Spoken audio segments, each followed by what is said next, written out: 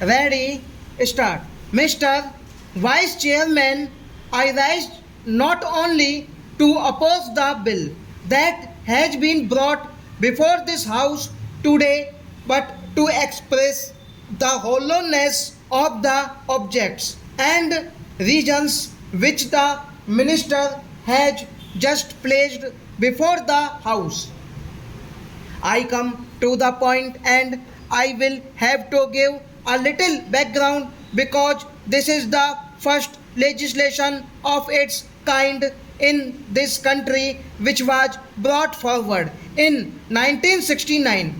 Former Prime Minister, while resolving the Lok Sabha in December 1970s and calling for midterm elections, addressed the nation on the radio, and one of the achievements she claimed was that the government had set up the Monopolies and Restrictive Trade Practices Commission to control concentration of economic power, which had got concentrated in a few hands, and to go forward on the road to democratic socialism. After its enactment, this act has already been amended a number of times. In November 1980, this was the first amendment when they said that export production should be excluded from the purview of the total production taken because that does not affect the consumer as it goes out of the country. In April 1982, there was an amendment which gave powers to the government to exempt by notification industries which in the opinion of the government are of high national priority, or where the government feels that there is scope for export, or if the industry is to be put in a free trade zone. That was in April 1982. That amendment by itself had signaled the dilution of the MRTP Act. In fact, the honeymoon with socialism had come to an end, and after 1980, the government had already started on this new path of liberalization and privatization, and there was a new vocabulary which is very much in fashion these days. In 1983, the government again amendment the act purportedly based on the recommendations of the Sachar committee. I will show you within the course of my speech how the government has ignored the major recommendations of the Sachar committee and accepted only those amendments which have suited this new role of liberation. At the outset, let me tell you that this bill before the House is the last nail in the coffin of the MRTP Act 1969. Sir, it would have been much more honest to bring a simple legislation saying that this House hereby replace the MRTP Act 1969. That would have been a much more honest way of doing that we are today being asked to do. The minimum I expect from the minister is that an economic legislation or such far-reaching consequences should be referred to a select committee.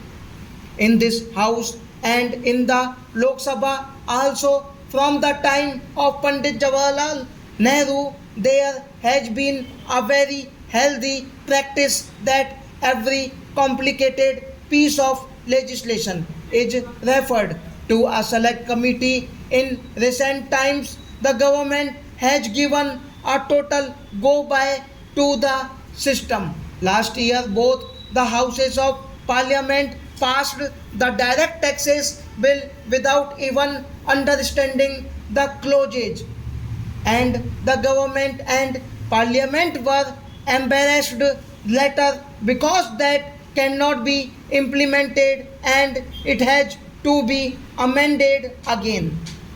Therefore, my humble submission to the Honorable Minister through you, Sir, is to refer even at this stage the bill to a select committee in which there can be experts. There are eminent people on the treasury benches who have got a lot to say on this, and I would be most happy to have their views.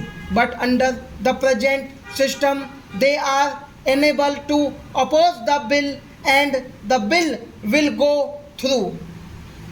First, we must understand that this legislation is unlike the Companies Act or the Income Tax Act, which are act to regulate business. This act was an act meant to restrict a few business houses so that the others could be free. Therefore, today, if you lift the restrictions on these business houses, it is not liberalization but it is restriction to the vast majority of small entrepreneurs.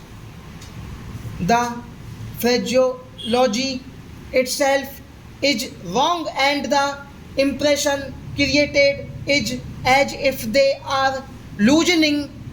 We are allowing these powerful people to have a hold on the small entrepreneurs. That is what we are doing under this act. So, the term liberalization indicates as if the government is reducing its power.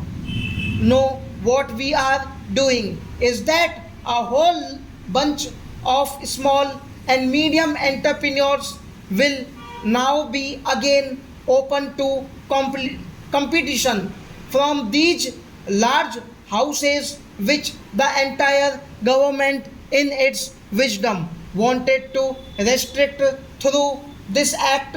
So that first we must understand what we are doing. Liberalizing a restrictive act is like asking for boiling ice. It is a contradictory term. You cannot liberalize the MRTP Act. The Monopolies and Restrictive Trade Practices Act can only be tightened or repealed. Liberalizing that act means negating it stop.